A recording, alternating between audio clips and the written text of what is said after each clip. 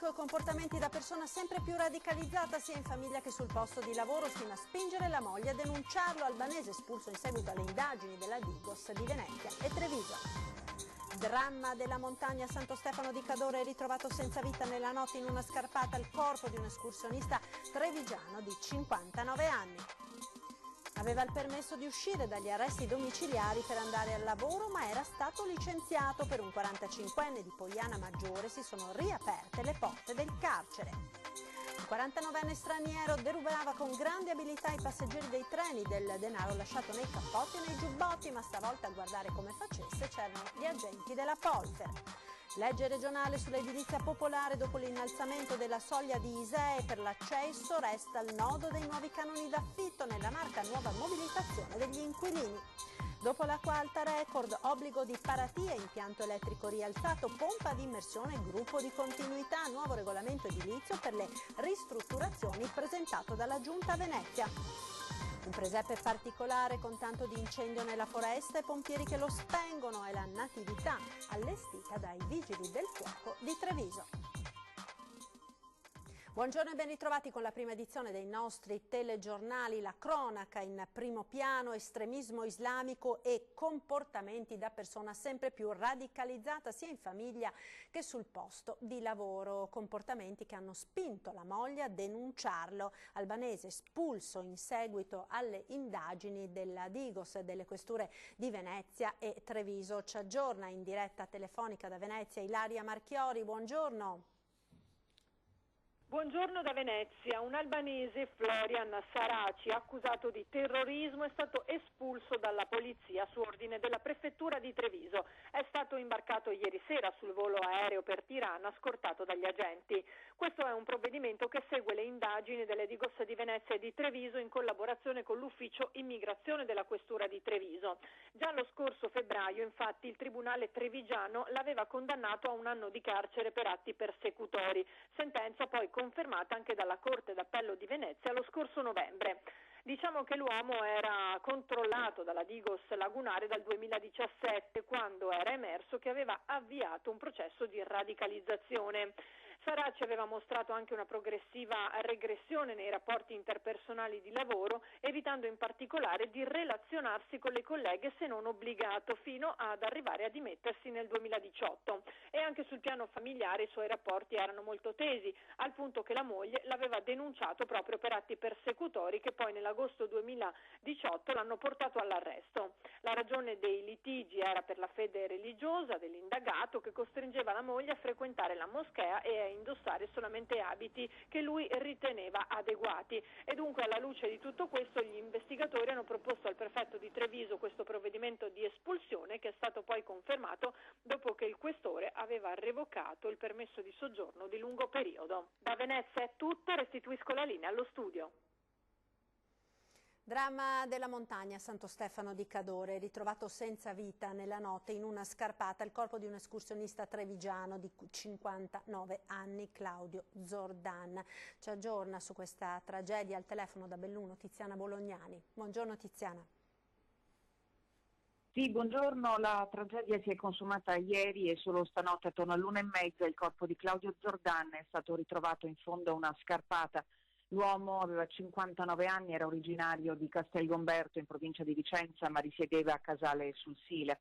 Era uscito ieri mattina per una passeggiata in solitaria lungo il sentiero di Ria del Cornon che conduce a Santo Stefano di Cadore. Stava camminando verso il bivacco Cani quando è scivolato su una lastra di ghiaccio precipitando in una scarpata. Un volo di una quarantina di metri che gli è stato fatale. Ieri sera l'allarme è stato lanciato dalla famiglia e subito le ricerche hanno mobilitato gli uomini del soccorso alpino, della Guardia di Finanza, i volontari del soccorso alpino della stazione di Santo Stefano e i carabinieri di Vigo di Cadore. Stanotte la scoperta in una zona particolarmente impervia e pericolosa, tanto che il recupero della salma è previsto in mattinata con l'ausilio dell'elicottero del SUEM. Per ora è tutto, a voi. Doveva scontare 7 anni ai domiciliari per tentato sequestro. Nel frattempo aveva ottenuto di poter lavorare. Peccato però che era stato licenziato dalla ditta senza comunicarlo all'ufficio di sorveglianza. L'uomo, un 45enne di Poiana Maggiore, è stato quindi arrestato dai carabinieri. Viola le prescrizioni del magistrato di sorveglianza, arrestato dai carabinieri. L'uomo, un 45enne residente a Poiana Maggiore, era sottoposto alla misura della detenzione domiciliare, dovendo scontare 7 anni di reclusione perché ritenuto colpevole del tentativo di sequestro di persona a scopo di estorsione. Il 45enne era stato autorizzato ad assentarsi per motivi di lavoro, peccato però che si era ben guardato dal comunicare all'ufficio di sorveglianza che nelle settimane precedenti era stato licenziato dalla ditta di Sarego per cui lavorava. L'uomo peraltro è stato rintracciato dai militari di Noventa Vicentina in compagnia di un soggetto gravato da precedenti, un comportamento che gli è costato l'arresto con l'accompagnamento al carcere di Vicenza. Un 49enne straniero derubava con grande abilità i passeggeri dei treni, ovviamente rubava il denaro che era stato lasciato incautamente in cappotti e giubbotti, ma stavolta a guardare che cosa stesse facendo c'erano gli agenti della polizia ferroviaria. Sentiamo. Un vero esperto del furto con destrezza di portafogli dagli indumenti che i passeggeri dei treni appendono ai ganci o sulle mensole delle carrozze, ma stavolta è stato colto sul fatto dalla polizia. Un 49enne straniero è stato fermato sul Frecciarossa che da Brescia era diretto a Venezia dopo un controllo. L'uomo aveva addosso talmente tanto contante, in carta filigranata, che la cosa ha confermato quanto poco prima gli agenti della Polfer in Borghese avevano visto con i loro occhi. Lo straniero, poco prima dell'arrivo alla stazione di Padova, ha studiato con attenzione i bagagli appoggiati alle cappelliere. Vicino a un giaccone piegato ha finto di appoggiare il suo zainetto, sfilando il portafoglio dal giaccone, prendendone alcune banconote, rimettendolo poi al suo posto e riprendendosi lo zainetto. La mossa non è sfuggita agli agenti, i quali lo hanno immediatamente bloccato. Da una verifica con il proprietario del portafoglio è emersa la mancanza delle banconote. Il 49enne è stato quindi fatto scendere dal treno e trasferito negli uffici della Polfer di Padova per l'identificazione. È risultato già pregiudicato. Addosso aveva anche altri soldi, che non si esclude possono essere il provento di altri colpi avvenuti nella stessa tratta, nella stessa mattinata. Legge regionale sull'edilizia popolare. Dopo l'innalzamento della soglia di ISEE per l'accesso resta il nodo dei nuovi canoni d'affitto e nella Marca è pronta una nuova mobilitazione degli inquilini. Questa mattina c'è stata una riunione nella sede della CGIL, ci aggiorna su come è andata al telefono Cristian Arboit. Buongiorno Cristian. Buongiorno da Treviso, dove questa mattina nella sede della CGIL ha preso il via la 2 giorni di informazione e sensibilizzazione sul nodo Ater, che tra oggi e domani interesserà con delle assemblee pubbliche anche gli inquilini di Conegliano e Castelfranco Veneto. In primo piano la recente approvazione del provvedimento regionale con cui si sono innalzate le soglie ISEE fino a 35.000 euro per gli inquilini storici, misura che va a scongiurare buona parte degli sfratti inizialmente prospettati. Su questo la CGIL non ha potuto che esprimere soddisfazione, ma resta il nodo urgente dei canoni di affitto che la stessa Regione sta riparametrando in questi giorni in seconda commissione consiliare a Venezia. Inquilini e sindacati su questo fronte chiedono maggiore equità. Per tanti condomini i canoni sono aumentati troppo velocemente negli ultimi anni, tanto da mettere diverse famiglie in difficoltà. Alcune famiglie ci hanno confidato poco fa di non riuscire a dormire la notte. Insomma, risolta la questione dell'ISEE e quindi quella degli sfratti, resta il nodo degli affitti. In concomitanza della discussione in Regione, la CGIL sta studiando delle forme di mobilitazione con dei sit-in anche nel cuore di Treviso nelle giornate del 10 e del 12 dicembre. E da Treviso è tutto, a voi la linea. Torniamo a parlare di autonomia, vertice ieri a Roma sul tavolo i contenuti della legge quadro. È stato un incontro positivo, così il ministro per i rapporti con il Parlamento Federico D'Incà al termine del vertice di maggioranza sull'autonomia, alla presenza dei capigruppo di Camera e Senato e dei membri delle commissioni affari regionali e federalismo fiscale. Durante l'incontro il ministro Boccia ha illustrato i contenuti della legge quadro fondamentale per gettare le basi della bozza autonomia.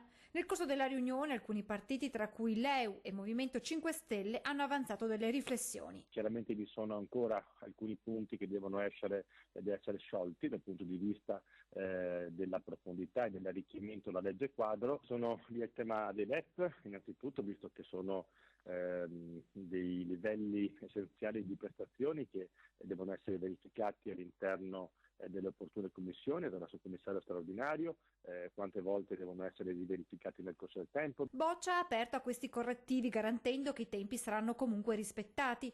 Avevamo promesso che sarebbe stato un DDL collegato alla manovra 2020 e sarà un DDL collegato alla manovra 2020, assicura il Ministro per gli Affari Regionali, che aggiunge: tireremo le somme con le forze politiche della maggioranza e penso che nel giro di qualche giorno saremo in grado di darvi un calendario adeguato.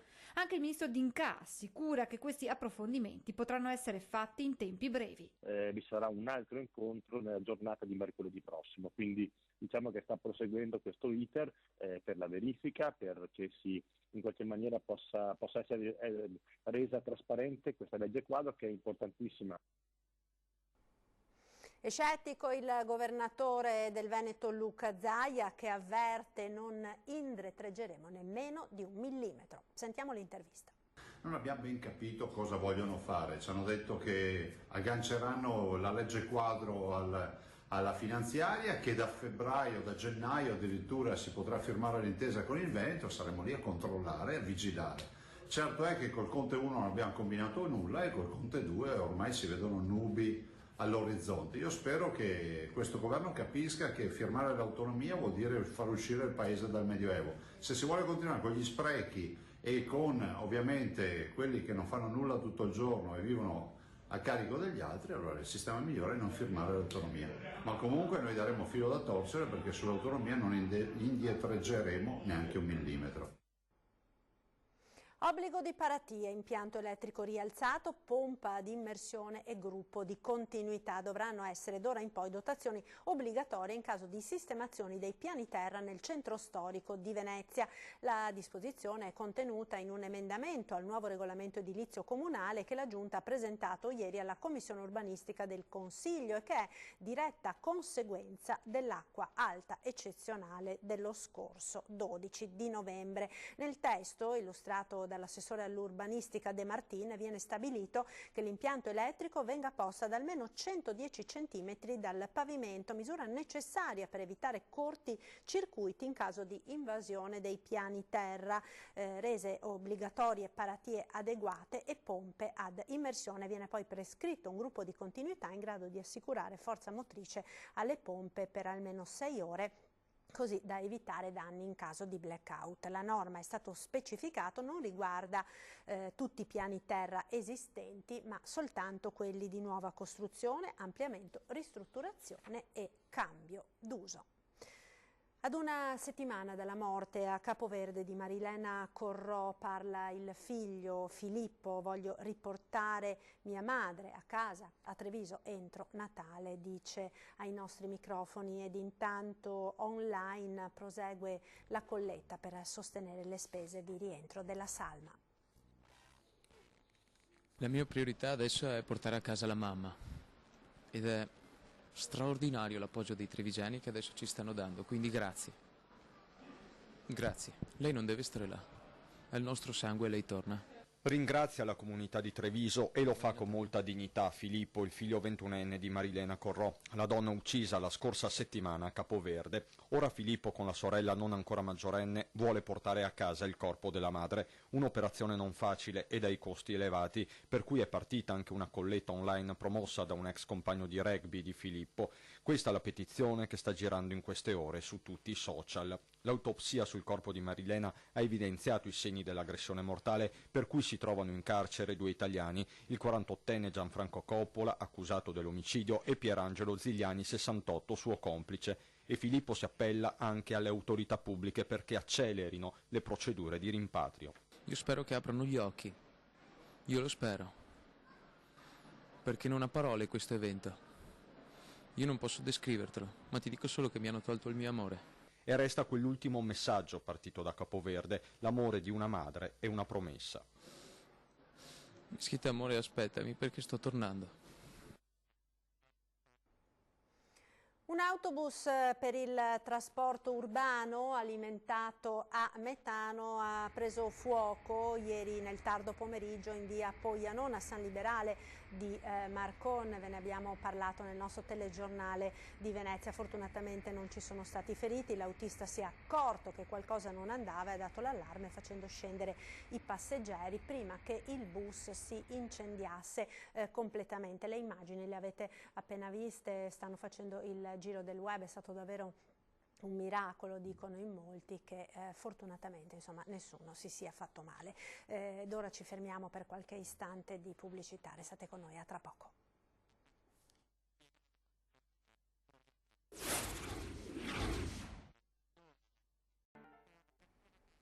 Eccoci nuovamente in studio con la prima edizione dei nostri telegiornali. Sono iniziati i lavori di messa in sicurezza dell'abitato di Mori in comune di Gosaldo nella Gordino, minacciato da una frana generata da Vaia e che si è aggravata dopo le piogge autunnali. 200.000 euro i fondi messi a disposizione dalla provincia attraverso la propria struttura di difesa del suolo. Dopo il taglio degli alberi, il versante è stato riprofilato per la realizzazione della strada d'accesso al cantiere e in questi giorni gli operai dell'impresa incaricata stanno monitorando i cosiddetti laser, strutture di ancoraggio dotate di tiranti. Nessun territorio viene dimenticato, neanche quelli più periferici, ha spiegato il consigliere provinciale delegato Massimo Bortoluzzi, un obiettivo non solo contingente ma che guarda al contrasto dello spopolamento delle terre alte del Bellunese. Torniamo ora a parlare della questione presepe, prima negato nella scuola di Mogliano. Bene, alla fine il presepe è arrivato. Per porre fine alle polemiche la dirigente scolastica lo ha acquistato. Fine delle polemiche sulla mancanza del presepe alla scuola elementare di Zerman di Mogliano Veneto. La dirigente scolastica Daniela De Salvatore ha anticipato tutti e comprato il presepe per la scuola Marco Polo, col risultato che il plesso ha ora la sua natività come vuole la tradizione. Decisione salutata con soddisfazione dall'assessore comunale alle tradizioni Enrico Maria Pavan, con il quale si era innescata la polemica con la dirigenza scolastica. L'iniziale scelta di non allestire la natività era stata duramente criticata, si erano creati dei malumori, sottolinea l'assessore, ai quali si è così messo fine. Dibattito che aveva coinvolto il comitato di quartiere, i genitori dei bambini che avevano difeso a spada tratta la scuola, le minoranze politiche comunali che avevano accusato l'amministrazione di strumentalizzare la situazione e di aver attaccato apertamente un'intera comunità educativa. Per la dirigente, che il presepe fosse fisicamente presente nel plesso non era significativo, visto che un lavoro sulle tradizioni era già in programma. Lo stesso vescovo di Treviso, Monsignor Michele Tomasi, pur dicendosi dispiaciuto della mancanza del presepe, aveva lasciato massima libertà di scelta se allestirlo o meno. Ed è un presepe ambientato con tanto di incendio nella foresta e pompieri che lo spengono, quello allestito dai vigili del fuoco di Treviso. Vediamo.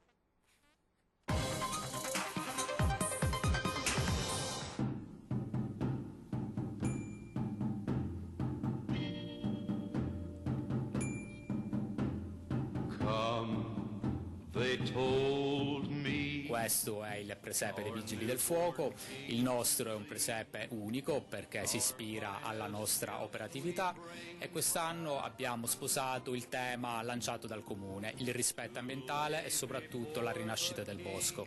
Abbiamo creato uno scenario particolare, abbiamo ambientato la nostra natività, il nostro presepe all'interno della foresta amazzonica, creando proprio l'incendio all'interno della foresta. Tutto il lavoro che noi abbiamo realizzato lo mettiamo al servizio della comunità e le gentili offerte che vorranno dare andranno all'Oasi di Pediatria, l'associazione per mio figlio che opera presso la pediatria del Cafoncello di Treviso.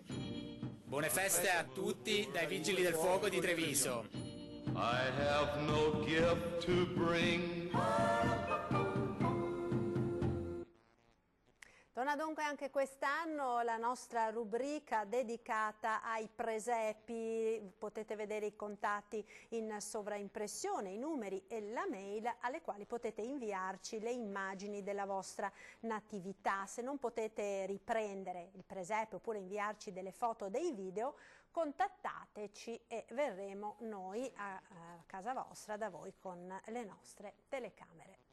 Ed ora uno sguardo alla programmazione, tra pochissimo torna ore 13, si parlerà del fenomeno Sardine, un nuovo movimento politico che sta riempiendo le piazze d'Italia, durerà, che cosa può diventare, ne parleremo in studio con Gianangelo Boff, segretario della Lega di Treviso, Stefano Pelloni, consigliere del PD a Treviso, Matteo Romanello, sindaco di Marcone, e Marco Dori, sindaco di Mira.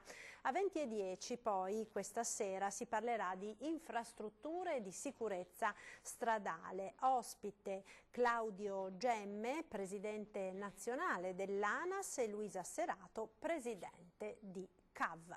È tutto dunque, grazie per essere stati con noi, come sempre in chiusura il meteo con le previsioni del tempo per le prossime ore. A tutti un buon pomeriggio.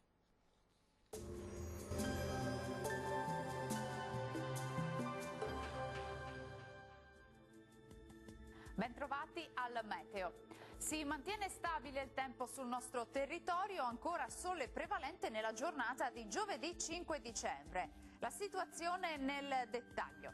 Sul Veneto bel tempo con ampio soleggiamento su tutti i settori. Il cielo infatti si presenterà sereno, al massimo poco nuvoloso, non sono attese piogge. Attenzione solamente a possibili gelate notturne in pianura e nei fondovalle. Temperature ampiamente sotto zero sul Bellunese, fino a 2 gradi altrove, massime comprese invece tra 6 e 9 gradi.